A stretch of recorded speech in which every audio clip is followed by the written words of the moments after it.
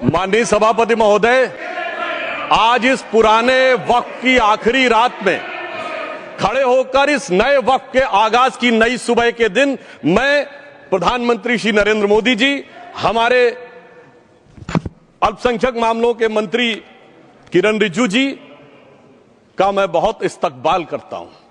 जब वक्त के ऊपर हम बात कर रहे हैं, वक्त की रुखसती का वक्त आ गया है और नई वक्त की नई सुबह होने का वक्त आ गया है। अगर हमें इस पे बात करनी है तो मुझे चार दृष्टि से बात करनी पड़ेगी। एक, इस बिल के तकनीकी प्रावधान जिस पे बहुत सारे लोग बहुत कुछ बोल चुके हैं। दूसरा है वक्त की अवधारणा। तीसरी है वक्त की राजनीति। और चौथा है वक्त की राजनीति के नाम पर होने वाली वह सांप्रदायिक बनाम सेकुलर की राजनीति। सबसे पहले हमारे नेता सदन माननीय नड्डा जी ने बताया कि किस विस्तार के साथ इस वक्त कमेटी ने काम किया, किस शिद्दत के साथ हमारी सरकार ने काम किया। और चाहे वक्त कमेटी के जेपीसी के चेयरमैन हमारे उस सदन के सदस्य जगदम्बिका पाल जी रहे हो, हमारे मंत्री जी रहे हो, सबने जिस शिद्दत से काम किया है, तो उनके लिए मैं माननीय प्रधानमंत्री जी अपनी सरकार की तरफ से कहना चाहता हूं कि उन्होंने एक इबादत के भाव से काम किया है। तो मैं कहना चाहता हूं, इबादतों की तरह मैं ये काम करता हूं, अपने फर्ज को झुककर सलाम करता हूं, फिर भी आप खिलाफत कर रहे हैं। तो तेरी मुखालफत से निखरती है शख्सियत मेरी, मैं सियासी दुश्मनों का भी बहुत एहतराम करता हूं। तो इस एहतराम के साथ मैं अब आगे का प्याम शुरू करता हूं और मैं ये बताना चाहता हूं कि एक बड़ी सिंपल सी बात है जो अभी माननीय नड्डा जी ने भी कहा। दुनिया के तमाम मुस्लिम देश बता दिए, इस्लाम की धर्म स्थली सऊदी अरब, सबसे बड़ा मुस्लिम देश इंडोनेशिया, जहां खलीफत रही वहां टर्की, और जहां आईएसआईएस का इलाका वहां इराक और सीरिया, वहां कहीं भी कुछ भी नहीं है ऐसा, फिर भी हमारे यहां क्यों है कैसा। तो मैं कहना चाहूंगा सभापति महोदय, एक हिंदी में कहावत होती है, नया मुल्ला प्याज ज्यादा खाता है, परंतु यहां तो जो गैर मुल्ला प्याज बहुत खा रहा था, और इतना खा रहा था कि आंसू निकल रहे थे गरीब मुसलमान के भी और देश के भी। इसलिए मैं कहना चाहता हूं सभापति महोदय, अगर छोड़ दीजिए भारत की बात करिए, तो क्या ऐसी कोई शक्ति सिखों के पास है, ईसाइयों के पास है, यहूदियों के पास है, पारसियों के पास है? नहीं है। छोड़ दीजिए, इस्लाम के अंदर आइए। अगर इतना भाईचारा है तो ये सुन्नी वक्फ बोर्ड और शिया वक्फ बोर्ड अलग क्यों है मेरे भाई? जमीन पे एक दूसरे पे एतबार नहीं है, सिर्फ सियासत के लिए साथ में आने की बात है। ये भी जरा सोचने की बात है। और जो अकलियतों में भी अकलियत है, आगा खानी है, बाकी है, जो बोहरा है, उनकी तो कोई गिनती नहीं है। हमारी सरकार ने पहली बार मुस्लिम समाज के अंदर भी ईमानदारी से सबको समान प्रतिनिधित्व देते हुए एक नई सुबह के नए वक्त का आगाज किया है। इसके लिए मैं सरकार को बधाई देना चाहता हूं। और सिर्फ ऐसा ही नहीं है, मुस्लिम समाज के अनेक लोग इस प्रकार के नियमों से बहुत प्रभावित हुए और बहुत प्रताड़ित हुए, जिसके अनेक उदाहरण बहुत लोगों ने बताए होंगे। मोहम्मडन एजुकेशन सोसाइटी कोल्हापुर का केस है, ईदगाह मैदान हुबली का केस है, जिसपर सुप्रीम कोर्ट ने साफ साफ उसको हुबली धारवाड़ म्युनिसिपल कॉर्पोरेशन को वापस कर दिया। अनीसा अयाशा वर्सेस तमिलनाडु वक्फ बोर्ड का केस है, तेलंगाना स्टेट वर्सेस मोहम्मद मुजफ्फर का केस है, हिमाचल प्रदेश वक्फ बोर्ड वर्सेस ख्वाजा खलीलुल्लाह का केस है। और सभापति महोदय, ताजमहल पर भी दावा कर दिया गया। अब तो मैं पूछना चाहता हूं, और सुप्रीम कोर्ट ने अपने जजमेंट में कहा कि भाई शाहजहां के जमाने का लिखा फरमान लेके आइए, तब हम मानेंगे कि इस पे कोई दावा है या नहीं। आप सोचिए कि अगर ये वक्त का कानून इसी ढंग से चला होता तो क्या होता। अभी हमारे जॉन ब्रिटास जी और मनोज झा जी ने बहुत सारी बातें बोली थी। एक प्यास की बात बोली थी उन्होंने, उड़ीसा के ग्राहम स्टोन्स का जिक्र किया था, तो उसमें तो कांग्रेस की सरकार सीबीआई की इंक्वायरी नहीं कर पाई थी। मगर जब ताजमहल का उल्लेख आता है सभापति महोदय, तो एक प्यास मुझे याद आ जाती है। जब शाहजहां जेल में था और दूर से उस ताजमहल को देखता था और उसे सिर्फ एक सुराही पानी मिलता था, और उसने औरंगजेब से कहा एक सुराही पानी और भिजवा दो, तो जानते उसने मना कर दिया। तो दुखी होकर शाहजहां ने फारसी में लिखा, ए पिसर तू अजब मुसलमानी, जे पिदरे जिंदा आप तरसानी, आफरीन हिंदुआन सदबार, जे देहंद पिदरावा मुर्दा देवम आप। मतलब तू कैसा मुसलमान है जो जिंदा बाप को पानी के लिए तरसा रहा है? तुझसे तो आफरीन 100 बार उन हिंदुओं को है जो पितृपक्ष में मरे हुए बाप को भी पानी देते हैं। और सभापति महोदय, मैं बताना चाहता हूं कि ये हमने ईमानदारी से मुस्लिम समाज के कल्याण के लिए बात की है, क्योंकि एक तरफ खड़ा हुआ है ईमानदार मुसलमान जो शराफत के साथ ईमान को गले से लगाए हुए हैं, और दूसरी तरफ कुछ चंद सरमाएदार हैं जो उस अमानत में खयानत करके शरारत के साथ उसके झंडा बरदार बनना चाहते हैं। तो ये मुकाबला किसके बीच में है? ये शराफत अली और शरारत खान के बीच में मुकाबला है। हमारी सरकार शराफत अली के साथ खड़ी है। हमारी गरीब मुस्लिम के साथ खड़ी है। ये गरीबों गुर्बत वाले गुर्बत अली और सरमाएदारे वाले गाजी खान के बीच का इलाका है। मगर मैं कहना चाहता हूं महोदय, एक बात मैं बहुत स्पष्ट रूप से कहना चाहूंगा, इन जरूरतमंद मुसलमानों की लड़ाई के लिए मैं कह सकता हूं कि ये गरीब मुसलमानों के दिल की कसक और कट्टरपंथी वोट के ठेकेदारों के मन की ठसक के बीच में हमारी सरकार ने उस कसक का साथ दिया है, जिसके लिए मैं मानता हूं गरीब और पसमानदा मुसलमान निश्चित रूप से उनका आभारी होगा। हां, मगर जब इसकी बात आती तो भी माननीय खड़गे जी भी बोल रहे थे, माननीय संजय सिंह जी भी बोल रहे थे, मनोज झा जी भी बोल रहे थे कि साहब आपके यहां वो कितने पुजारी हैं और कितने किस वर्ग के पुजारी हैं। तो मैं उनको बताना चाहता हूं, केवल अकेले जूना अखाड़े ने पिछले साल 71 SC ST लोगों को महामंडलेश्वर बनाया। अरे आपको हमारे सदन में बैठे हुए बाल योगी उमेश नाथ जी नहीं दिखते? वैसे तो कहा जाता है जात ना पूछो साधु की, मगर मैं बताना चाहता हूं विश्व हिंदू परिषद के 50,000 से अधिक पुजारी ट्राइबल्स में जो शेड्यूल कास्ट है जो काम कर रहे हैं। मगर मैं हद अदब से पूछना चाहता हूं, बताइए मुल्ला मौलवी मुफ्ती मुकर्रम बारी हाफिज में से कितने पसमानदा हैं? उसमें कितने जुलाहा अंसारी घोसी बताइए मिरासी कितने हैं? बाकी छोड़िए, पर्सनल बोर्ड में है क्या? अरे वक्फ बोर्ड में है क्या? इसीलिए मैं कहता हूं खुद मियां फजीहत दूसरों को नसीहत। अगर ईमानदारी से बात करनी है तो उस पर आगे। मगर मैं एक बात और कहना चाहूंगा कि हमारी जो सरकार ने नाम दिया है, इसको उम्मीद नाम दिया है, और यह उम्मीद है किसके लिए? उस ईमानदार मुसलमान के लिए और देश के हर खास व आम के लिए यह उम्मीद है। मगर सभापति महोदय, कुछ लोग वो हैं जो उम्मा का ख्वाब पाले हुए थे। उम्मा शायद हमारे बहुत से लोग समझते हो ना समझते हो, पूरी एक एंटायर जो इस्लामिक खलीफत और राज होता है उसको उम्मा कहते हैं। उम्मीद वालों को तो उम्मीद की नई रोशनी दिख रही है, उम्मा वालों की उम्मीद पे पानी फिर रहा है। तो ये उम्मीद और उम्मा के बीच का भी मामला है। परंतु मैं ये भी कहना चाहूंगा सभापति महोदय, इसके बाद सिर्फ ऐसा ही नहीं था, प्रॉपर्टीज के ऊपर तमाम सरकारी प्रॉपर्टीज पे जिसमें बहुत डिटेल में हमारे साथी लोग गए, मैंने डिटेल में नहीं जाना चाहता। भोपाल का विषय है, हैदराबाद का विषय है, मुंबई का है, लखनऊ का है, पटना का है, बहुत प्रकार से है। माननीय लालू प्रसाद यादव जी का विषय जब बताया गया था तो बहुत ज्यादा हमारे मनोज झा जी बोल रहे थे, तो अब मैं उसके डिटेल में नहीं जाना चाहता हूं। सबने वो वीडियो देखा है। बस एक लाइन में उनके लिए कहना चाहूंगा, वो कुछ भी बोल रहे हैं, जिसे कहते हैं बिगड़ी बात बने नहीं लाख करो किनकोए, रहीमन बिगड़े दूध को मथे न माखन होए। अब जो बोलना था वो बोल चुके, सबके सामने वो आ चुका। अब एक बात और है, दूसरे धर्म स्थलों के बारे में विषय आता है, तो मैं याद दिलाना चाहता हूं केरला के कैथोलिक चर्च ने 31 मार्च 2025 को जो लिखा, सिर्फ उसकी लास्ट की 2 लाइन बोलना चाहता हूं। We request the central government to get the amendment bill passed as early as possible so that the tears of thousands of suffering people in the place like Munambam can be wiped out only by a legal amendment that can provide a permanent solution to their suffering. We urge all the MPs from opposition party to support the bill so that the historic legislation can become unanimous. मगर सभापति महोदय, ये अल्पसंख्यकों की बात करने वाले जब अल्पसंख्यक की बात आती तराजू पे तौलते हैं, किसका वेट ज्यादा है, किसकी धमक ज्यादा है, किसकी खनक ज्यादा है, फिर तय करते हैं कि माइनॉरिटी के साथ आना है, किस माइनॉरिटी के साथ नहीं आना है। और मैं एक और बात कहना चाहता हूं, तमिलनाडु के तिरुपति मंदिर की बात आई, यमुनानगर में गुरुद्वारे की बात आई, केरल में क्रिश्चियन कम्युनिटी की जमीन की बात आई। बहुत सारे लोग प्लेसेस ऑफ वर्शिप के एक्ट की बात करते हैं, तो as per places of worship act Tamil Nadu का मंदिर का तो स्टेटस नहीं चेंज हो सकता भाई। 15 अगस्त 47 के बाद किसी प्लेस ऑफ वर्शिप का स्टेटस नहीं चेंज हो सकता, तो वक्फ बोर्ड को क्लेम फॉरफिट कर देना चाहिए, because it is in contrast to the places of worship act. परंतु अब सुनिए, यही गुरुद्वारे के बारे में भी होना चाहिए। मगर सभापति महोदय, चाहे वक्फ बोर्ड का एक्ट हो, चाहे प्लेसेस ऑफ वर्शिप एक्ट हो, एक ही को फायदा होना है, जिसे कहावत में कहते हैं खरबूजा छुरी पर गिरे या छुरी खरबूजे पे गिरे, आखिर में कटना भगवे रंग के खरबूजे को ही होता है। अब मैं यह भी बताना चाहता हूं कि इन संपत्तियों के द्वारा जो कुछ हुआ, उन्होंने इतनी चीजों को लिया है, इतनी चीजों को लिया है। एक पुराना उर्दू का शेर है कि मिटे नामियों के निशान कैसे कैसे, और ये जमीन खा गई आसमां कैसे कैसे।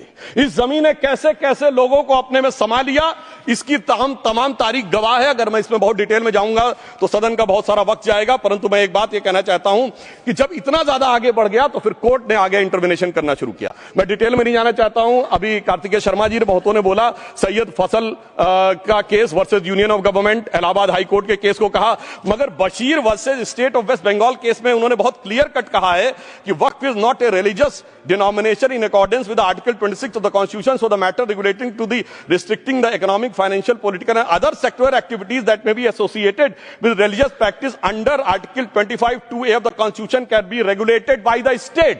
तो मुझे लगता है अब इसके बाद कोई किंतु परंतु का स्कोप नहीं रह जाना चाहिए। परंतु उसके बाद भी सभापति महोदय जो कानून को न माने, जो कहे संविधान को नहीं मानेंगे और जो ये कहे कि साहब अदालत के आदेश को भी नहीं मानेंगे, तो फिर इसका मतलब उसके मन में तो एक ऐसी बादशाही आ गई है। इसके लिए मुझे सभापति महोदय वो पुरानी वाली फिल्म अगर लोगों को याद हो तो मुगले आजम का वो सीन याद आता है कि जब अकबर ने अनारकली को कैद कर लिया तो सलीम कहता है जब्त मैं करूं जिसकी की जमीन वीरान हो गई है, जब्त वो न करे जिनके सिर्फ शौक के बाद चाहत को ठेस पहुंची है। ये जिल्ले इलाही की बादशाही नहीं बल्कि खुदाई है। मैं कहना चाहता हूं जो संविधान को न माने, कानून का न माने, इसका मतलब वो अपनी खुदाई में जी रहा है। तो ये वो लोग हैं। और वैसे मैं सभापति महोदय खुदाई से आजकल बहुत से लोगों को डर लगता है, क्योंकि जहां जहां खुदा है वहां वहां भगवान है, जहां जहां खुदा है वहां वहां भगवान है। बाकी आप सब बहुत बुद्धिमान हैं। अब मैं ये भी बात कहना चाहता हूं, और वैसे आखिर में उस अनारकली को कैद से छुड़ाने के लिए सलीम का एक हिंदू साथी दुर्जन सिंह ही आया था। मैं कह सकता हूं कि वक्फ की इस मुकद्दस जमीन को अगर कैद करके रखा है तो उन चंद लोगों ने जिनके दिमाग आज भी उन चीजों में भरे हुए हैं कि कोई समझता हम तो किसी जमाने में हुक्मरान वक्त थे, कोई कहता हुजूर नवाब थे, कोई कहता बादशाह आलमगीर थे, कोई कहता है बादशाह गाजी जिंदा पीर थे। तो नदीमुल हक साहब ने जो बोला था ना, किसी के बाप का हिंदुस्तान थोड़ी है, बिल्कुल मैं कहना चाहता हूं जिन्होंने इस देश के लिए खून बहाया उनके बाप का हिंदुस्तान है, उस गरीब मुस्लिम कारीगर के बाप का हिंदुस्तान है। पर जो ये कहते हैं कि आगरे का लाल किला किसके बाप ने बनवाया, आगरे का किला किसके बाप ने बनवाया, दिल्ली का किला किसके बाप ने बनवाया, हैदराबाद का चार मीनार किसके बाप ने बनवाया, उसके बाप का यह हिंदुस्तान नहीं है। और उसके बाद भी जो आप करना चाहते हैं, अगर इस रास्ते में आप कांटे बिछाना चाहते हैं तो उनके लिए एक लाइन कहना चाहता हूं सभापति महोदय, तेरी तमन्ना है पर हम खार न बोने देंगे, खार कांटों को कहते हैं, तेरी तमन्ना है पर हम खार न बोने देंगे, तुझे हम राह की दीवार न होने देंगे, तू सबको रौंद कर आगे जो निकलना चाहे हम तेरी इतनी भी रफ्तार न होने देंगे। और इसीलिए हमारी सरकार ने इस विषय के ऊपर एक सही और सटीक प्रयोग करने का प्रयास किया है। मैं दूसरी बात यह भी बताना चाहता हूं, हमारे डीएमके के तिरुचि शिवाजी ने अनायास अकारण यह बात बोली थी कि उस समय जब जिन्ना का उल्लेख करते हुए उन्होंने कहा कि पार्टीशन के समय, तो मैं उनके सुलभ संज्ञान के लिए बता देता हूं, 1946 की कॉन्स्टिट्यूएंट असेंबली में मद्रास प्रेसिडेंसी में 30 आउट ऑफ 30 सीट जो थी वो मुस्लिम लीग ने जीती थी विद 95% ऑफ वोट्स, और एक भी मुस्लिम वहां के बाद बाहर नहीं गया। इसलिए मैं ईमानदारी से कहना चाहता हूं, फैक्ट को समझिए। और जो मद्रास प्रेसिडेंसी के मुस्लिम लीग के अध्यक्ष थे और पीजे पोकर साहब बहादुर और मोहम्मद इस्माइल, वही बाद में इंडियन यूनियन मुस्लिम लीग के अध्यक्ष बने, और उन्होंने 28 अगस्त 1947 को सेपरेट इलेक्टोरेट मांगे, जो कोई जाके कॉन्स्टिट्यूएंट असेंबली की डिबेट में पार्लियामेंट किया। आप वेबसाइट पे पेज नंबर 270 पे जाके पढ़ लीजिएगा। सरदार पटेल ने बड़े गुस्से में इस बात को कहा, अब जो हो गया सो हो गया, एक रात में दिल नहीं बदल गया, मगर अब देश के लिए कैसे आगे बढ़ना है उसके लिए ईमानदारी से आगे आओ। और खैर मैं अंबेडकर जी और पटेल जी के बहुत सारे वो कोट कर सकता हूं, सारी बातों को छोड़िए। मगर अफसोस की बात यह है सर कि अभी मनोज झा जी ने बोला था हम में से कोई शक है, कोई हूण है और ये करिए। अरे भैया जमाने चले गए, अब जेनेटिक सीक्वेंसिंग का जमाना आ गया है। और जेनेटिक सीक्वेंसिंग ने क्या प्रूव किया है, दुनिया के सबसे बड़े मुस्लिम देश इंडोनेशिया के राष्ट्रपति आए थे और राष्ट्रपति भवन में उन्होंने डिनर के दौरान कहा कि few weeks back I got my genetic sequencing done and I was told that I am an Indian GDN. अरे साहब कहां गुलामी की मानसिकता में पड़े हुए हैं सभापति महोदय। और यहां गुलामी की मानसिकता इस कदर पैबस्त है लोगों के दिमागों में, किसी सदन के एक सदस्य यहां विराजमान है, वो उस समय महाराणा सांगा का उल्लेख कर दिए। मैं ईमानदारी से कहता हूं एक भी इंडियन सोर्स में इसका उल्लेख नहीं है, सारे के सारे फॉरेनर्स और लुटेरों के सोर्स में उल्लेख है। इसीलिए मैं कहता हूं ये गुलामी के जिन्होंने गुलाम बनाया उनके सोर्सेस पे यकीन न करिए। और वैसे थोड़ा सा आउट ऑफ कॉन्टेक्स्ट हो तो ये भी बोल दूं, हमारे सदन के बहुत सदस्यों को नहीं पता होगा, अलेक्जेंडर के आक्रमण का किसी भारतीय सोर्स में कोई उल्लेख नहीं है, पोरस नाम के किसी राजा का उल्लेख नहीं है, सिर्फ और सिर्फ ग्रीक में है। इसलिए गुलामी की मानसिकता से बाहर निकलिए, तब इन चीजों को आप सही ढंग से समझने में सफल होंगे। मेरा अब यह भी अनुरोध अपने सदस्यों के साथ है।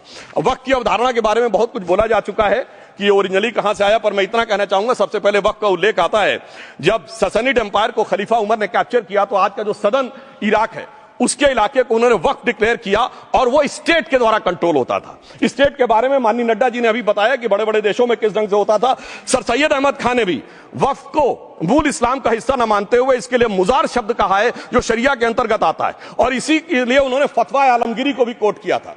और इसीलिए 1894 की जो प्रिवी काउंसिल का जजमेंट जो आया था वो वक्फ अल औलाद के खिलाफ आया था। मगर सभापति महोदय 1906 में कलकत्ता कांग्रेस अधिवेशन में कांग्रेस ने प्रस्ताव पारित किया कि प्रिवी काउंसिल के जजमेंट में कुछ गलती है, इसे बदलना चाहिए, क्योंकि 1904 में जिन्ना कांग्रेस को ज्वाइन कर चुके थे। इसलिए मैं कहना चाहता हूं फिर 1913 में वो जजमेंट बदला गया। हमारे सदन के बहुत से सदस्यों ने इस सदन और दूसरे सदन में बोला है, मैं एक सेंटेंस बोलता हूं, लगेगा जैसे वही लोग बोल रहे हैं। वर्ड ये है, कोट है, since the bill was introduced to administer the Muslim law for Mussalmans so the question of public policy does not arise. लगता है जैसे हमारे कोई सदस्य बोल रहा हूं। सर, ये मोहम्मद अली जिन्ना ने अप्रैल 1913 में ही is use this word while moving the report of the select committee to the imperial legislative council. Sir 1913 से 2013 तक भाषा ही नहीं बदली, और आज भी भाषा नहीं बदल रही है। हमें ईमानदारी से, और उस समय यूपी और बंगाल ने उसका विरोध किया था, आज यूपी और बंगाल के लोग किस तरीके से साथ में है वो पूरी तरीके से दिखाई पड़ता है। इसलिए हम ये कहना चाहते हैं, हाँ एक प्रश्न बहुत उठाया जाता है कि केवल मुस्लिम ही वक्फ को क्यों दान दे सकता, ऐसा वक्फ बोर्ड में क्यों संशोधन किया गया।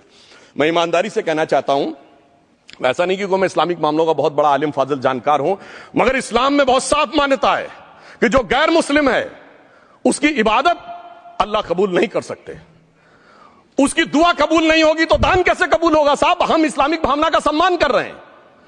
हमारे अल्पसंख्यक मंत्री गए थे तो वो मदीना में एक डेफिनेट लेवल तक जा सकते, उसके आगे नहीं जा सकते।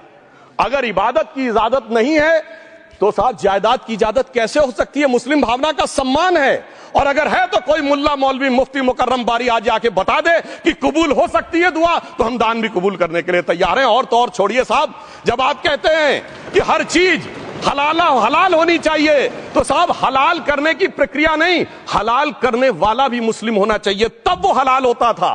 तो मैं पूछना चाहता हूं साहब, काटने के लिए तो हलाल होने के लिए मुस्लिम जरूरी है, और बांटने के लिए बगैर मुस्लिम के भी हलाल होगा, ऐसा तो नहीं हो सकता। तो जो हमारी सरकार ने किया है वो मुस्लिम भावना के सम्मान के लिए किया है। और जहां तक मैं कहना चाहूंगा, हिंदू समाज के बारे में बात करते हैं, हमारे यहां कोई प्रॉब्लम नहीं है।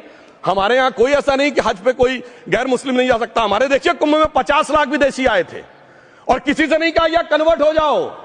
इसलिए मैं कहना चाहता हूं, हिंदुइज्म की धारणा और बाकी धारणा का जो तुलना करने का प्रयास करते हैं वो बहुत उचित नहीं है। मगर सभापति महोदय, इस वक्त ने कई अद्भुत नजारे दिखाए। इस्लाम में जो काफिर से ज्यादा मुशरिक और शिर्क को बुरा माना गया, नहीं जो भगवान को माने ही नहीं।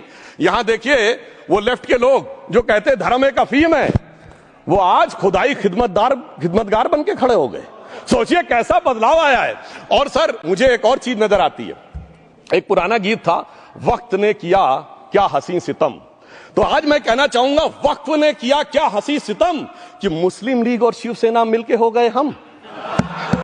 और मैं कहना चाहता हूं, ये मुस्लिम लीग वो है जिसने सेपरेट इलेक्टोरेट की मांग की थी, और इस शिवसेना के उबाटा के हमारे इस सदन के एक सदस्य हैं। और सर, हमारे साथ मुरली जी बैठे हैं, मुरली देवड़ा जी ने मुझे याद दिलाया, उन्होंने मिलिंद देवड़ा जी ने याद दिलाया, उन्होंने कहा एक जमाने में उन्होंने कहा था मुस्लिमों की नागरिकता छीन लेनी चाहिए। इसीलिए मैं कह रहा हूं, वक्त ने किया क्या हसी सितम, ये दोनों मिलके हो गए हम। और सर, मैं इसके बाद एक टेक्निकल बात करना चाहता हूं। जब इन्होंने टाइम ड्यूरेशन हटा दिया था और बैक में पीछे जा सकते थे, तो मैं पूछना चाहता हूं सर कि जब ब्रिटिश हुकूमत आई तो उसने तो मुगलों सारी हुकूमत ले ली थी, तो उनका मालिकाना हक कैसे हुआ। सर 1707 के बाद तो इस्लामी हुकूमत दिल्ली से खत्म हो गई थी। एक आखिरी मुगल बादशाह शाह आलम के लिए तो बोला जाता था सल्तनते शाह आलम दे लाल किले ते पालम, यानी आज का IGI एयरपोर्ट। तो साहब उसके बाद ये गुजरात के सूरत से लेकर लखनऊ तक उनका मालिकाना हक निकलने कहां से लगा। अरे भाई, जब दिल्ली को कैप्चर किया था अंग्रेजों ने तो सारी जमीन अंग्रेजों की थी। तो जब मैं अपने कांग्रेस के मित्रों से पूछना चाहता हूं, ये जब गवर्नमेंट ऑफ इंडिया एक्ट में पावर डीड ट्रांसफर की थी तो पढ़े नहीं थे क्या, या खोखले कागज पर साइन कर लिए थे, या कागज सही था, आप खोखला करने की बात है। मैं पूछना चाहता हूं, जब 250 साल तक वो हुकूमत ही नहीं रही तो उस हुकूमत के फरमान की लेजिटिमेसी कैसे हो सकती है, यह मैं कानूनविदों के लिए भी एक फूड फॉर थॉट रखने की बात करता हूं। और दूसरी बात मैं कहना चाहता हूं, ये किन हुकूमतों की बात कर रहे हैं सभापति महोदय। अगर सूरत नगर निगम पे दावा है मुगल के जमाने का और तमिलनाडु के मंदिर पर अरकाट के नवाब का, सभापति महोदय, ये वो हुकूमतें थी जो जजिया लगाती थी, ये वो हुकूमतें थी जो जिम्मी का कॉन्सेप्ट रखती थी, ये वो हुकूमतें थी जो गाजी की बात करती थी। क्या भारत के संविधान में उन हुकूमतों के फरमान को सही मान्यता देना सही है? बिल्कुल गलत है। मैं कहता हूं बाबा साहब अंबेडकर के संविधान में यदि आप ऐसी हुकूमतों के फरमान को रखने की कोशिश करते हैं तो this is fraud on constitution, और हमारी सरकार ने अगर बैकडेट से वो बंद किया है तो उस फ्रॉड को रोकने की पूरी व्यवस्था की है। और यहां पर मैं ये भी कहना चाहता हूं सभापति महोदय, जमींदारी उन्मूलन 1948 में हो गया, मगर ये बाद में जमींदार कैसे क्रिएट हो गए? हमने बचपन में विनोबा भावे, हम लोग के जन्म से बहुत पहले की बात है, विनोबा भावे जी के भूदान आंदोलन की बात सुनी थी, जिसमें जमींदारों से पैसा लेके, जमीन लेके गरीबों को दी जाती थी। पर सभापति महोदय, कभी आपने सुना कि गरीबों की जमीन जमींदारों को मिल जाए? वो 2013 के बोर्ड ने वो व्यवस्था कर रखी थी। यानी वो भूदान आंदोलन था गांधी जी के शिष्य विनोबा जी का, तो आज के गांधियों के नेतृत्व में भू हड़प आंदोलन शुरू हो गया। अगर वो भूदान आंदोलन था तो ये भू हड़प आंदोलन था। इसलिए मैं एक और बात भी कहना चाहूंगा सभापति महोदय कि जिन हुकूमतों के फरमान की बात की जाती है, एक और फैक्ट है, इसको कोई अन्यथा न ले, जितने मुस्लिम बादशाह अलाउद्दीन खिलजी के बाद उन्होंने बगदाद की खलीफा का खुतबा पढ़ा है, that is a foreign rule, it's on record. कैसे उसको भारत सरकार मान्यता दे सकती है? इसलिए मैं कहना चाहता हूं जरा सा गौर से देखेंगे तो हकीकत आपके सामने आ जाएगी। और क्या कभी किसी ने कल्पना की, किसी क्रिश्चियन ने तो नहीं कहा कि इंडिया गेट हमारा है, गेटवे ऑफ इंडिया हमारा है, और चर्च नहीं सही फिर भी चर्च गेट हमारा है? तो फिर यह केवल किसी एक के दिमाग में क्यों आती है? हमने जो इवैक्यू एक्ट के तहत दे दिया था पाकिस्तान के गए लोगों को, क्या हमारे जो सिख और हिंदू भाई आए थे उनकी जमीनें मिली? अरे महाराजा रणजीत सिंह की राजधानी लाहौर थी और काबुल तक था राज, तो क्या उन्होंने जमीनें नहीं दान दी होगी गुरुद्वारे और मंदिरों को? वो मिली? अरे वो तो छोड़िए, ननकाना साहब और करतारपुर साहब तक नहीं मिला था। इससे दिखाई पड़ता है कि कितनी एक तरफा हम लोगों ने कोई निगोशिएट ही नहीं किया और उसे करने की बात कही थी। इसलिए मैं कह सकता हूं सर, अब हमारी सरकार ने जो संशोधन किए हैं, अब यह मजहबी हुकूमत के फरमान से नहीं, बाबा साहब अंबेडकर के संविधान से चलने वाला है। अब मैं अंत में उस विषय के ऊपर आता हूं जिसे सांप्रदायिक राजनीति बनाम सेकुलर राजनीति इसके ऊपर कहा जाता है। सभापति महोदय, मैं बताना चाहता हूं कि जब आजादी मिली उसके बाद क्या किसी ने डिमांड किया था कि हमें वक्फ बोर्ड चाहिए? नहीं किया था। फिर क्यों 54 में दिया गया? किसी मुस्लिम ने डिमांड किया क्या कि मदरसे चाहिए? फिर क्यों दिया गया? मुस्लिम समाज तो राष्ट्र की मुख्य धारा में आने को तैयार था, इसीलिए यूसुफ खान, दिलीप कुमार के नाम से आने में उन्हें कोई प्रॉब्लम नहीं थी, महजबीन बानो को मीना कुमारी के रूप में आने में प्रॉब्लम नहीं थी, मुमताज बेगम को मधुबाला बन के आने में प्रॉब्लम नहीं थी, हामिद अली को अजीत के रूप में आने प्रॉब्लम नहीं थी। मगर और मैं यह भी बताना चाहता हूं, मुस्लिम समाज में बहुत बड़ा तबका उस समय इस बात को सोच रहा था, और अभी कपिल सिब्बल साहब बोले, ये उस चीज के वकील नहीं, इन्हें पता होना चाहिए, पता होगा कि सुन्नी सेंट्रल वक्फ बोर्ड राम मंदिर में 1961 में मुद्दई बना है, 12 साल के बाद, क्योंकि के मोहम्मद ने लिखा है कि एक बहुत बड़ा तबका था जो ये मानता था कि हमें इस चक्कर में नहीं पड़ना चाहिए।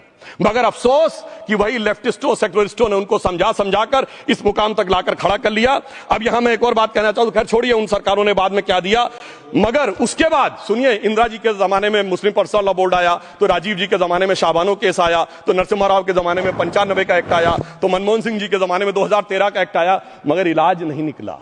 तो इसे एक शेर में कहूंगा कि मरीजे सेकुलर इश्क पर लानत खुदा की, मर्ज बढ़ता गया जो दवा की। अब मैं सभापति महोदय एक और बात कहना चाहता हूं, शुरू के 20-25 साल में मुस्लिम समाज के बारे में मैं कहना चाहता हूं। आज जब आजादी मिली तो मुस्लिम समाज के प्रतीक कौन थे?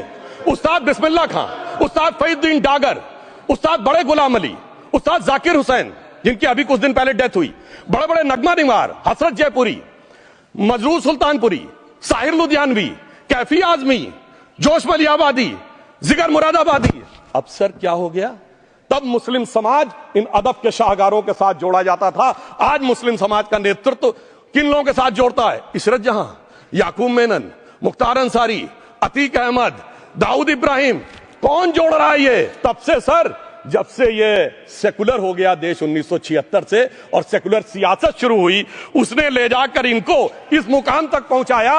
और इस वक्फ बोर्ड के बिल में भी जो बात कही जा रही है सर, मुस्लिम समाज को यह समझाया गया कि तुम्हें बीजेपी वालों को तुमसे बड़ी अदावत है, और कहा गया इनको बड़ी मोहब्बत है। जब यह देश आजाद हुआ, मैं उत्तर प्रदेश का रहने वाला हूं, उत्तर प्रदेश में 1931 की सेंसस में 8% रेट ऑफ डेथ थी और सैयद मुसलमानों में 24% थी। यूपी की ब्यूरोक्रेसी में 20% थे। आज कहां चले गए सब? मैं एक लाइन में कहना चाहूंगा, ये अदावत और मोहब्बत की सियासत में ऐसे फंसे कि किसी को किसी की मोहब्बत ने मारा, किसी को किसी की अदावत ने मारा, मगर इस शराफत अली को सेकुलर सियासत ने मारा। और मैं सभापति महोदय एक और बात कहना चाहता हूं कि चलिए बोलिए। Fauzia Khan, please one second, mic is there.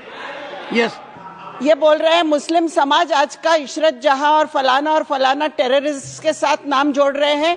ये बिल्कुल आरोप है सर, इसको एक्सपंज करना चाहिए। ये समाज के साथ अन्याय है। ये बात आपको एक्सपंज करना होगा सर, ये बात को।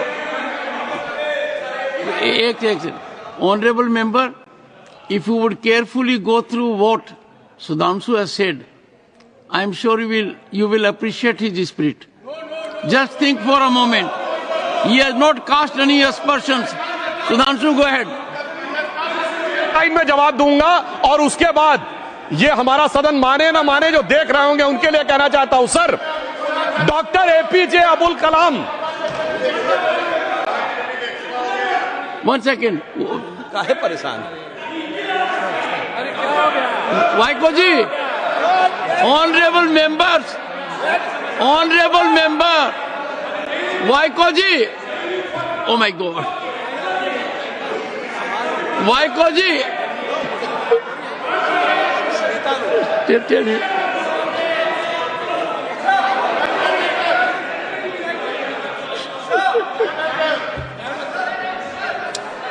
ऑनरेबल एसएम को जी हिंदी समझ रहे हैं।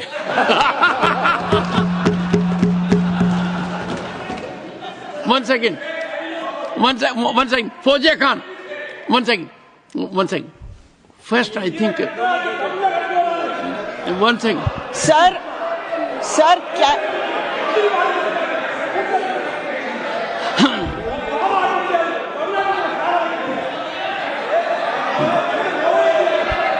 sir, community cannot be stigmatized. Yes, sir. An entire community cannot be branded like this. Fauziya Khan ji, I'll come to you. I'll give you the opportunity. Honorable Finance Minister. But one line is said. One line. No, one nimisham irungappa, please. He might be very emotional, sir, but that one line he said is objectionable, and I will seek your indulgence to remove it. He said, Tamil Nadu la kaalu vai paakren. You enter Tamil Nadu, I'll see you. No good. No good. இல்ல தப்பது தப்பு. அப்படி சொல்லக்கூடாது. நீங்க அப்படி பேசுறது தப்பு. நீங்க அப்படி பேசுறது ரொம்பவே தப்பு. இந்த நாட்டுல யார் வேணாலும் எங்க வேணாலும் கால் வைப்போம். யாருக்கும் அதிகாரம் இல்ல ஒரு உயிர் மேல. Honorable Finance Minister. So sir, this is atrocious. You set foot in Tamil Nadu and take care. What is that language? We have a Home Minister after a long time who has brought about changes unthinkable. What he said, you can be fully assured. Yes, Honorable Home Minister. Yes, Jairam ji. Minister, please. If the Honorable Finance Minister has found a statement objectionable, Jairam ji, the statement of the Honorable Member stigmatizing a whole community is objectionable. Oh. And what is worse? And what is worse is the chairman lending respectability to that view. Oh my. That is even worse. Honorable that is even worse. मान्यवर, सुधांशु जी ने मुसलमानों के लिए कुछ नहीं किया है, India alliance के लिए किया है। अब मैं एक एक कर बता देता हूं। अरे सुनो ना भाई, आप सुनो तो। अरे दिग्विजय सिंह सुनिए, मैं खड़ा हूं ना अपने पैर पर।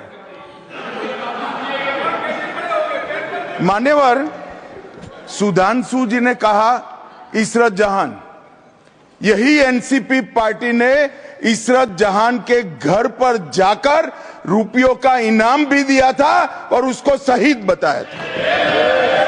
दूसरा कहा अतीक अहमद किस पार्टी से थे? इंडिया अलायंस की। दूसरा कहा अंसारी किस पार्टी से? कांग्रेस और इंडिया अलायंस के। ये सारे नाम आपके साथ जुड़े हैं भाई। उल्टा उन्होंने तो मुसलमान कम्युनिटी से तो ढेर सारे शायरों का नाम दिया जिन्होंने साहित्य की सेवा की और ढेर सारे साहित्य की रचना की। मन Sudhanshu, he is not yielding now.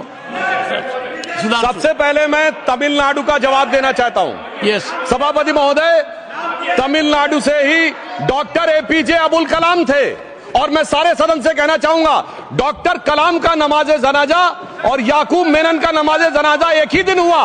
कितने लोग याकूब मेनन के नमाज जनाजा में गए और कितने डॉक्टर कलाम के नमाज जनाजा में गए? डॉक्टर कलाम मेमोरियल पे कितने लोगों की फोटो है? दिखाएं मुझे, सोशल मीडिया पे पोस्ट की हो। मगर अफजल हालात का मारा था आपके एक मंत्री का ऑफिशियल ट्वीट है, वो इस सदन के सदस्य नहीं तो मैं नहीं बोल रहा हूं। याकूब मेनन की जुडिशियल किलिंग हुई आपके एक नेता का, मिनिस्टर का ऑफिशियल ट्वीट है, सदन के सदस्य नहीं है इसलिए नहीं बोल रहा हूं। और सर 26/11 आरएसएस ने कराया, सदन के सदस्य बैठे हुए हैं। हाफिज साहब और सुनिए जाकिर नायक शांति का मसीहा सदन में सदस्य बैठे हुए हैं। सर किसने जोड़ा? मैं नहीं कह रहा हूं जोड़ा, हमने किससे जोड़ा मैं बताना चाहता हूं।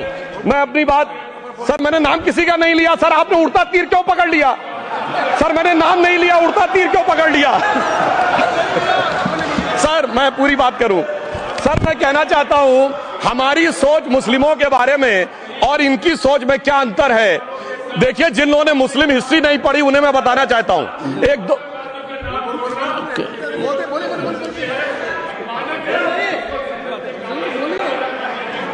सभापति महोदय, मैं थोड़ा उन लोगों को इस्लामिक हिस्ट्री के बारे में बताना चाहता हूं। Honourable Digvijaya Singh, please, no I'll give a chance. I'll give.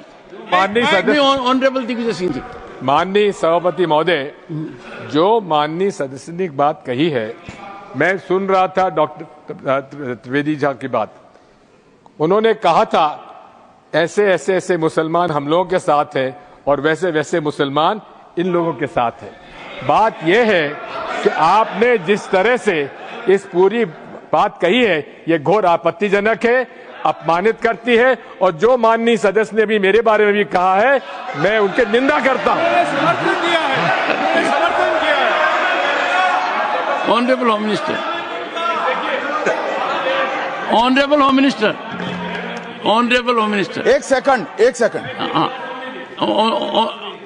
Okay, one second, your mic will be on. जी महोदय, मुझे ये सब कहने की जरूरत नहीं है, लेकिन जो गुजरात में दंगे और फसाद हुए कौन कौन उसके लिए जिम्मेदार थे बताइए। Honourable home minister.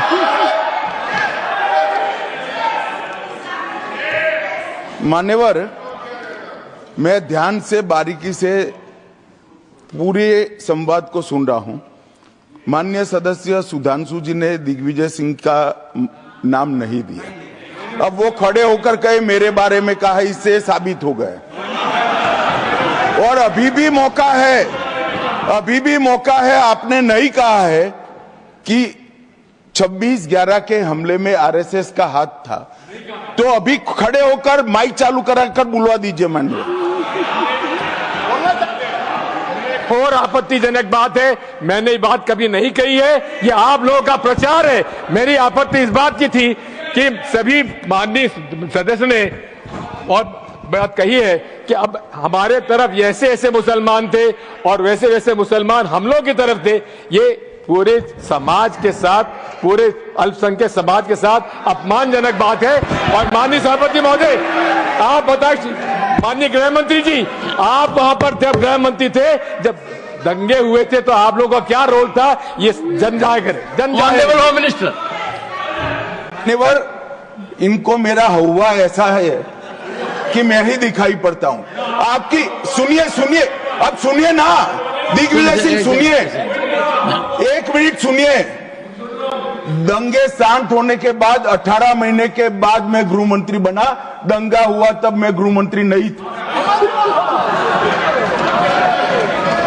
Sudhanshu Trivedi. संदर्भ में किसी का नाम नहीं लिया। अजीज बर्नी की किताब थी 2611 एंड आरएसएस कॉन्स्पिरेसी, कोई जाके चेक कर ले उसमें कौन कौन कहां कहां था। अब मैं मुसलमानों के बारे में कहना चाहता हूं, मुस्लिम समाज के लिए। बहुत से लोग ऐसे हैं जिनको मुस्लिम समाज की हिस्ट्री नहीं पता है। मैं बताना चाहता हूं, भारत से जब न्यूमेरिक सिस्टम सबसे पहले गया तो अल जहर थे सबसे पहले, जिन्होंने जाके 1793 में जो सूर्य सिद्धांत था उसका अरबी में ट्रांसलेशन हुआ सिंध हिंद। और हम बता रहे हैं हम किस तरह के मुस्लिम को साथ रखते हैं। डॉक्टर कलाम से बड़ा आलिम इस्लाम में साइंसदान नहीं हुआ, और आरिफ मोहम्मद खान साहब जो बिहार के गवर्नर हैं, उनसे बड़ा आलिम फाजिल मुसलमान आज सियासी जमात में तो नहीं होगा, यह मैं दावे के साथ कह सकता हूं। मगर मैं बताना चाहता हूं सर, उसके बाद उन्होंने एक किताब लिखी, एक सर 10th सेंचुरी के मुस्लिम राइटर थे जिन्होंने किताब लिखी, उसका नाम था the compendious book of balancing and completion according to Hindu calculation, जिसको शॉर्ट में अल जब्र कहा गया, और वहां से अलजबरा निकला। और सर उसके बाद अल ख्वारिज्म आया। और सर आज मेरे ख्याल से सदन के बहुत से लोगों को नहीं पता होगा, ये जो एल्गोरिथम वर्ड है ये अल ख्वारिज्म से आया हुआ है। एक जमाने में इस्लाम में बैतुल हिकमत था, यानी वो सबसे बड़ा हिकमत का केंद्र था, जब एक से एक लोग होते थे। बहुतों को नहीं पता होगा कि कोलंबस ने जिस नक्शे के थ्रू दुनिया ट्रेवल किया था वो बनाने वाला भी एक मुस्लिम था, अल इदरीसी। मगर सर एल्गोरिथम आज ऐसा बदला कि एआई के एज में दलगत भावना से ऊपर उठकर औरंगजेब के साथ खड़े हो गए। सर ये एल्गोरिथम किसने बदल दिया, ये मैं बताना चाहता हूं। इस पे थोड़ा सोचने की जरूरत है। इसलिए मैं कहता हूं मुस्लिम पॉलिटिक्स की सोच क्या थी, हमने किन मुसलमानों का साथ दिया है, मैं बताना चाहता हूं सर। वीर अब्दुल हमीद की शहादत की 50वीं वर्षगांठ 2015 में हुई। प्रधानमंत्री मोदी जी ने उनके पूरे परिवार को और उनकी पत्नी को बुला के सम्मानित किया, और इन लोगों ने उस यासीन मलिक को, जिसके ऊपर 3 एयरफोर्स के ऑफिसर्स को हत्या करने का आरोप था, वो प्रधानमंत्री आवास में सर साफ दिखाई पड़ता है कौन किसके साथ खड़ा हुआ है, कौन किस तरह के मुसलमान के साथ खड़ा हुआ है। और सर मैं ये भी कहना चाहता हूं सर, ये सर अपने टर्न पे बोलिए सर, पिछले 30-35 सालों से हुआ खड़ा किया जा रहा है। 1990 में जब राम मंदिर आंदोलन हुआ, कहा गया बीजेपी आएगी उत्तर प्रदेश में खा जाएगी। सर बीजेपी आने के बाद उत्तर प्रदेश में जानते क्या हुआ सर, 22 साल से शिया सुन्नी के बीच में जो दंगे चलते थे और मदे साबा का जुलूस नहीं निकलता था, शिया समुदाय का मदे साबा का जुलूस लखनऊ में हमारी सरकार में निकलना शुरू हुआ। और उसके बाद कहा गया केंद्र में भाजपा आएगी तो खा जाएगी। सर अटल जी की सरकार आई, इतनी शानदार स्थिति रही। उसके बाद कहा गया गुजरात में आएगी तो भाजपा खा जाएगी। सर गुजरात का मुसलमान आज सबसे समृद्ध मुसलमान है, सबसे ज्यादा जकात वहां से आता है। उसके बाद कहा गया मोदी जी की सरकार आएगी तो क्या होगा। सर मोदी जी की सरकार आने के बाद हमारे साथियों ने बताया है अल्पसंख्यक समुदाय के 70% लोग हैं जिनको किसी न किसी एक योजना का लाभ जरूर मिला है। और सर फिर कहा गया सीए आएगा तो नागरिकता छिन जाएगी। सर उसके बाद भी आपने सब देखा, और सर हम बचपन में सुनते थे कि राम मंदिर बनने लगेगा तो मिडिल ईस्ट के देश पेट्रोल देना बंद कर देंगे। सर राम मंदिर भी बन रहा है, और भारत मिडिल ईस्ट कॉरिडोर भी बन रहा है, और अबू धाबी में भी मंदिर बन रहा है, और 4 मुस्लिम देशों ने सर्वोच्च नागरिक सम्मान मोदी जी को दिया हुआ है। इसलिए मैं कहना चाहता हूं सर, मर्ज हो तो उसका इलाज किया जा सकता है। जैसे हमारे यहां वैद धन्वंतर माने गए हैं, इस्लामी अकीदे में वैद हकीम लुकमान माने गए, तो कहा गया है उनके लिए कि इसमें क्या रखा है, देखे है जो तू आन के पास, बदगुमा वहम की दारू नहीं लुकमान के पास। यानी मर्ज का इलाज है, पर वहम का इलाज तो हकीम लुकमान भी नहीं कर सकते जो आपने पाल कर रखा है। मैं कहना चाहता हूं हम किन मुसलमानों की बात करते हैं। आप गंगा जमुनी तहजीब की बात करते हैं। सर दारा शिकोह औरंगजेब का बड़ा भाई था, उसने उपनिषदों का अध्ययन किया, संस्कृत में अनुवाद कराया और नाम रखा सिर्रा अकबर, यानी वर्ड्स ऑफ गॉड। मैंने किसी को दारा शिकोह की जयंती मनाते हुए नहीं देखा। मैं पूछना चाहता हूं बेगम बीबी ताज, उनके घर पे जाते किसी ने सुना? सर ये बताइए, आलम शेख इतने बड़े कृष्ण भक्त के कवि, किसी ने सुना उनके घर पे जाते हुए? मलिक मोहम्मद जायसी जिन्होंने पद्मावत लिखा, उत्तर प्रदेश के रहने वाले, उनके घर पे कोई गया? ये बताइए ब्रिगेडियर मोहम्मद उस्मान के घर पे कौन गया? आजमगढ़ में, गाजीपुर के रहने वाले थे, आज तक जाने वालों में नहीं दिखे। और मैं सर बताना चाहता हूं एक और बात, सर एक सैयद इब्राहिम रसखान हुए हैं, बहुत बड़े कृष्ण भक्त के कवि। सर जिन्होंने क्या लिखा, उन्होंने कहा मेरा अगला जन्म हो तो भी मैं कृष्ण भक्ति बनना चाहूंगा, मनुष्य बनूं तो ग्वाल बाले के रूप में, और पशु बनूं तो गाय के रूप में। उन्होंने कहा मानुष हो तो वही रसखान, बसों ब्रज गोकुल गांव के ग्वारन, जो पशु हो तो कहा बस मेरो चरो नित नंद की धेनु मजारन। सर उन्होंने कहा गायों के बीच में नंद बाबा की गायों में जन्म लेना चाहूंगा। मगर सर आज एक ऐसे नेता आए हैं इस देश में जिनको गायों से बदबू आने लगी है, तो उनके लिए मुझे मेरे मन में भाव आता है सर कि श्री रामचंद्र कह गए सिया से, ऐसा कलयुग आएगा गोपालक श्री यदुवर कुल में एक ऐसा नेता आएगा जिसे बकरे कटने में खुशबू मिलेगी, गौ माता में बदबू पाएगा। रामचंद्र कह गए सिया से कैसा कलयुग आएगा। अब सर मैं एक और बात भी कहना चाहता हूं, हम किनको मानते हैं सर? नजीर अकबराबादी को सुनिए, कृष्ण भक्त के लिए क्या कहा। सर मैं एक बोलना चाहता हूं, बुल्ले शाह ने क्या कहा? बुल्ले शाह ने कहा, अभी होली गुजरी है, उसने कहा था आज होली खेलूंगी मैं, कर बिस्मिल्लाह। उन्होंने आगे कहा, अलस्तु भी रबिकुम, प्रीतम बोले, सब सखियों ने घूंघट खोले, नाम नबी की रतन चढ़ी, सुनिएगा, नाम नबी की रतन चढ़ी और बूंद पड़ी अल्लाह अल्लाह, आज होली खेलूंगी मैं, कर बिस्मिल्लाह। तो मैं भी कहता हूं अब बिस्मिल्लाह करिए और उसके बाद हमारे इस सहयोग करिए, इस सकारात्मक उसका, वरना अल्हम्दुलिल्लाह जो हम मुसलमानों के लिए और देश के लिए करना चाहते हैं उसमें हमें सफलता जरूर मिलेगी। अंत में मैं सिर्फ यह कहना चाहता हूं सर, तमाम प्रकार की बातें यहां पर हुई, सकारात्मक और नकारात्मक, मगर अफसोस की बात यह है कि 1913 के वक्फ वाल औलाद से लेके 2013 के वक्फ वाल औलाद तक इनकी फितरत नहीं बढ़ती, क्योंकि सर ये तो पार्टियां ही अल औलाद हैं, तो इनको तो उससे बहुत ज्यादा वो होगी। पर मैं सिर्फ अंत में कहना चाहता हूं सर, अपनी सोच बदलिए। आप जिस कश्ती पे सवार होकर इस दरिया को पार करने की कोशिश कर रहे हैं, पिछले 75 साल में नहीं कर पा रहे हैं, 10-12 साल में बहुत हिचकोले खा रहे हैं, तो कश्ती और रास्ता बदलिए। तो इनके लिए अंत में एक पंक्ति कहते हुए बात समाप्त करना चाहूंगा कि इन्होंने कश्ती भी नहीं बदली, दरिया भी नहीं बदला, पर इन डूबने वालों का जज्बा भी नहीं बदला, पर है शौक के सफर ऐसा, एक उम्र हुई हमने, मंजिल भी नहीं पाई, रास्ता भी नहीं बदला। अब अगर नई मंजिल पानी है, नई मंजिल की नई सुबह देखनी है, तो मैं कहना चाहता हूं आइए सबको साथ लेकर चलिए। और एक ऐसा वक्त आया है जब मैं जो हमारे किरण रिजिजू जी ने कहा था कि मैंने शम्मा जलाई हवाओं के खिलाफ, तो मैं प्रधानमंत्री मोदी जी की तरफ से कहता हूं कि हमें इल्जाम मत दीजिए, बहुत अफसोस होता है, हमें इल्जाम मत दीजिए, बहुत अफसोस होता है।